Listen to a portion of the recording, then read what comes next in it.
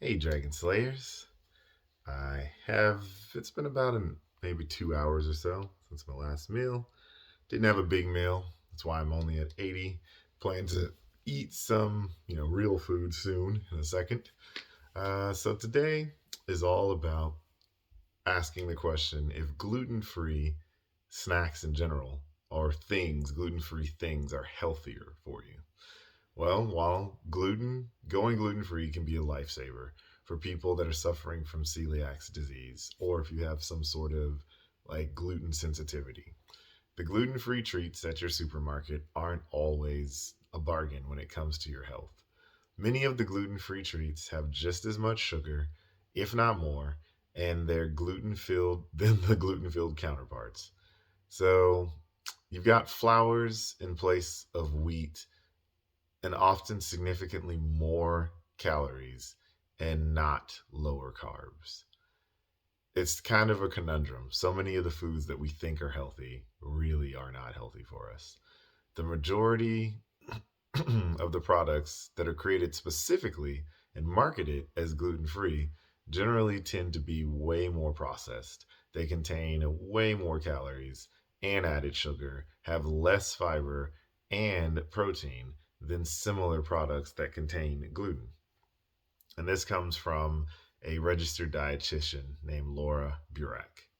So, one question a lot of you out there might be wondering is like, what is gluten? So, gluten is the general name for the proteins found in wheat, wheatberries, durum, emmer, semolina, spelt, farina, farro, gram, and several others, right? Also, rye, barley. There's a cross between wheat and barley, and gluten helps food maintain their shape. It acts as a glue or binding agent that holds food together. Gluten can be found in many types of foods, even ones that you wouldn't expect. So, anything that has wheat in it, so all of your basic breads, baked goods, soups, pastas, cereals, sauces, salad dressings, roux, barley, any sort of like beer. Also, it can be found in malted milks, milkshakes, malt extracts, malt syrup, malt flavoring, even malt vinegar, as well as food coloring. Uh, I mentioned beer already, rye, rye breads, pumpernickel, cereals. I mean, it can be found in a variety of things. So I started to look up some gluten free options at the grocery store.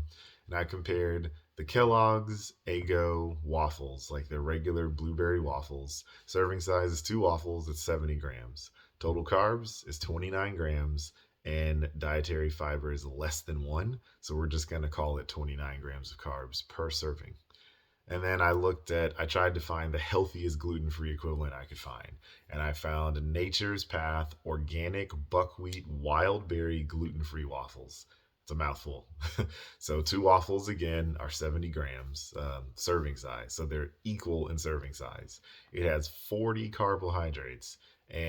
But I was thinking to myself, it's buckwheat, so it's got to have more fiber, right? And it does. It has 2 grams of fiber, but that means net carbs per serving is 38 grams.